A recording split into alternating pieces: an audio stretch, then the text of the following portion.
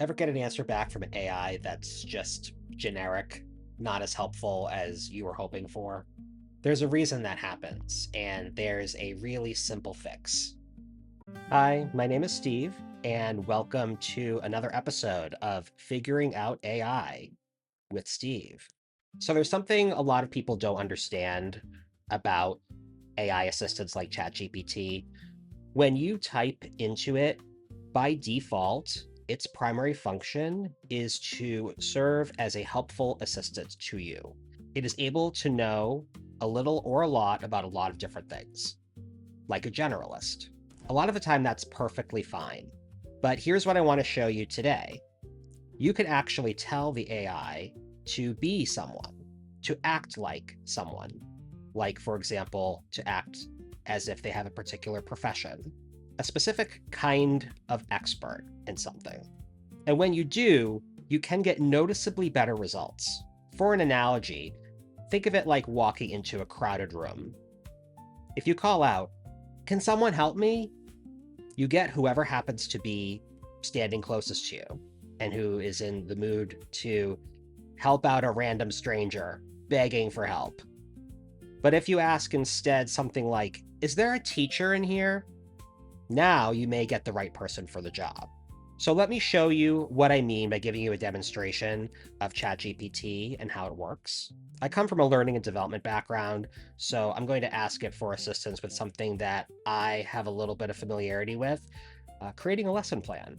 So let me demonstrate for you what I mean. Please provide a lesson plan for someone who is filling in for a teacher of adult students for a 45-minute lecture on, oh gosh, on snails. I don't know. Why adults would want to learn about snails, I'm not sure. That just was what popped into my head. And let's see what ChatGPT will say to me. Okay, so 45-minute adult education lesson plan, introduction to snails. Learning objectives. By the end of the session, participants will be able to describe what makes a snail a snail. Okay. Explain basic snail anatomy and life cycle. Okay. Materials needed. Whiteboard or flip chart. Images of various snail species. Optional. Optional handouts and optional projector. Lesson outline. Okay, so it goes through the introduction and an icebreaker. What is a snail? Interesting facts. Okay. Then it talks about its anatomy, what it eats, snails and humans. It's funny. I'm learning a little bit about snails right now. I don't know anything about them. I barely even see any snails in my normal day-to-day life. We've seen this now, right? I'm going to go back up here. I'm going to copy. So there's a couple of these little buttons here. So if I hit this first one, that will copy. Now you see a little check mark. It copies whatever you put there in your prompt. So I'm going to paste that back in. I'm going to add a sentence at the beginning. You are an instructional designer with a background in adult learning principles and syllabus design.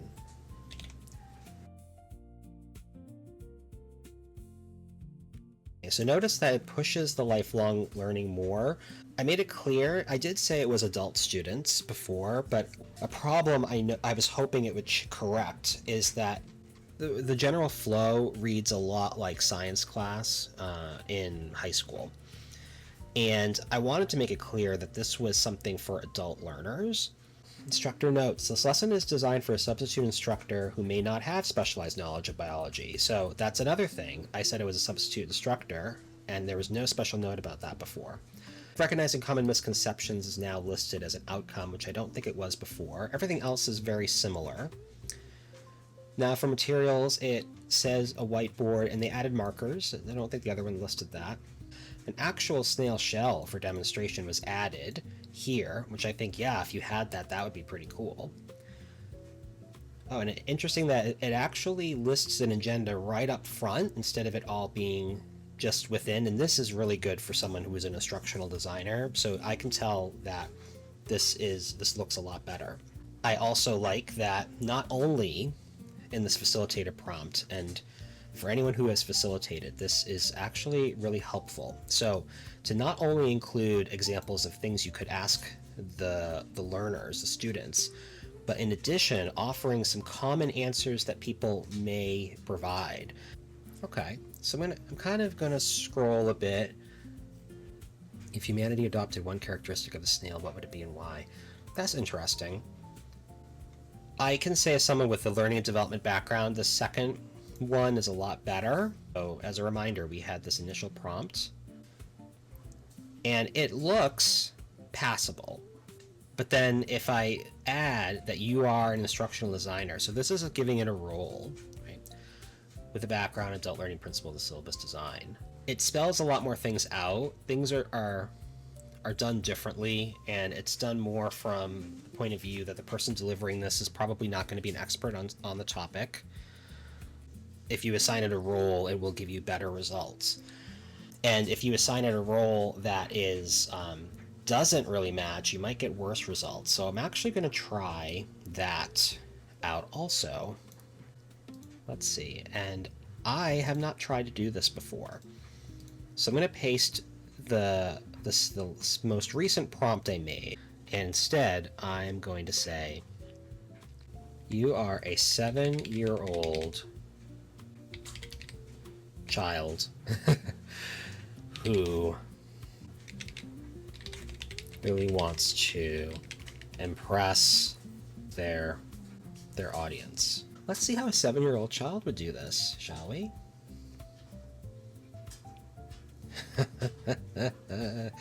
Super awesome snail lesson plan emoji of a snail for a grown-up filling in for another teacher. Audience, adult students, very tall people. It's funny. Raise your hand if you've ever seen a snail. Where did you see it? It's funny that the types of questions are more what a child would ask, and it's also more appropriate for children. Oh, having you draw? Some snails have thousands of teeth. Pause for effect. Adults like surprising facts. What would you do if you woke up tomorrow with 10,000 teeth? Take answers. So I hope that this showed you the importance. It was the same question asked all 3 times. And just by telling the AI who to be, I got 3 completely different answers. The default helpful assistant role is fine. But the moment I said, you're an instructional designer, it gave me something genuinely better, more useful, more thought through, more like what I actually wanted. And here's the part that you could take with you. Next time you ask an AI for something, start with one little line. You are a ... and then whatever fits. A teacher, a travel agent, a nurse who breaks things down into plain language. By doing this, you're calling the right person into the room to help you with your request. And don't be afraid to get playful with it. The 7-year-old version was silly, but I got some really interesting information out of it, and I thought it was kind of fun. It handed me a perspective I had not considered. And that's one of the strengths of working with AI assistants, is sometimes you get something unexpected. So a quick thing to note is I did all this in ChatGPT today, but it's not specific just to that AI. You can do this with any of them, and they all will work the same way. By assigning it a role, you'll get better, more thought-through results. So go try it. Tell it who you want it to be. And hey, I wasn't expecting to learn about snail anatomy today. See what kind of fun you can have with this. And if you like this video, please give it a like. It genuinely helps.